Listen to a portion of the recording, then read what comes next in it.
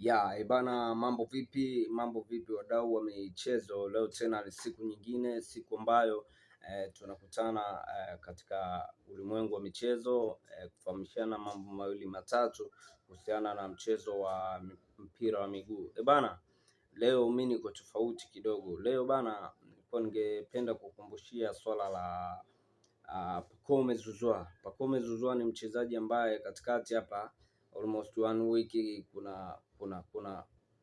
kuna baadhi ya waandishi wachambuzi ambao wamepita kule kwenye mitandao ya kijamii wakimkosoa sana, wakisema ni mzee, wengine wakaenda mbali wakasema starehe ni nyingi, lakini mimi nataka niwaambie tu kitu kimoja. Heshima ambayo Pacome ameitengeneza ndani ya misimu minne mfululizo kwa mashindano yote ambayo ameshiriki ni kubwa sana kuliko mechi moja ambayo amecheza dhidi ya FAR Rabat pale nchini Morocco.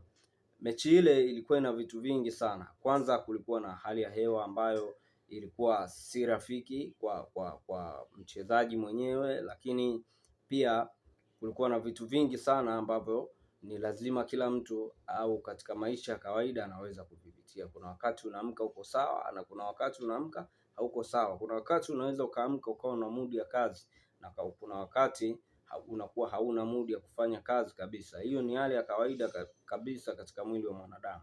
Sasa ifike mahali basi tusivunje heshima ya mtu kwa sababu ya mchezo mmoja ambao tuliona wote kwamba kulikuwa na hali ya hewa ambayo ingekuwa ngumu sana kwa yeye kuweza kucheza katika kiwango chake cha kawaida, lakini uliona ni mtu ambaye hata mpinzani alijiandaa kwa sababu yake. Alikuwa anakabwa na watu zaidi ya mmoja.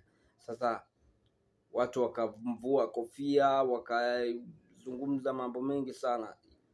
It's okay, hayo yameshapita, lakini ningependa tu kuwakumbusha mtu huyu ambaye mmesema ni mzee, mtu huyu ambaye mmesema anapenda starehe, angalieni asije akawaumbua mkashindwa kutengeneza content za kumsifia, kwa sababu hata utakapotengeneza content ya design hiyo akiwa amefanya mazuri katika michezo inayokuja, wewe utaonekana ni mnafiki na wala hujui nini ambacho unakifanya katika ulimwengu huu wa soka.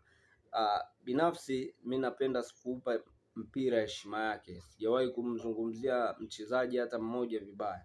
Ni bora nizungumzie timu nzima kwamba imefanya vibaya, lakini kuliko kumzungumzia mtu mmoja mmoja. Ni kitu kibaya kwa sababu katika maisha huwa kuna kupanda na kushuka. Kama timu imefanya vibaya, yes, naweza nikazungumzia kwamba timu sasa hivi timu fulani haiko vizuri, iko vibaya, wakajua yes, swala la timu hiki kwamba kuna muunganiko ambao unahitajika kufanyika, au kuna mambo yanatakiwa kutekelezwa ili timu irudi kwenye hali yake, timu ikae kwenye hali yake, kuliko kumzungumzia sana au kumkamia sana mchezaji mmoja, kwa sababu na yeye ni binadamu. Kuna siku anaweza akawa vizuri na siku hiyo kwako ndio itakuwa ni eneo ambalo hujui nini cha kuzungumza sasa, wakati ulishafikia hatua mbaya.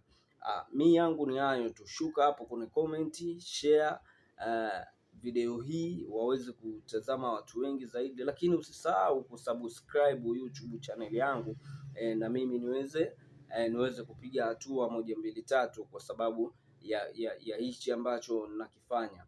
Kama una mawazo mawili matatu pia unaweza ukanishauri bwana, 1 2 3 ili maisha yaende hivyo bana. Mimi nawapenda sana mashabiki.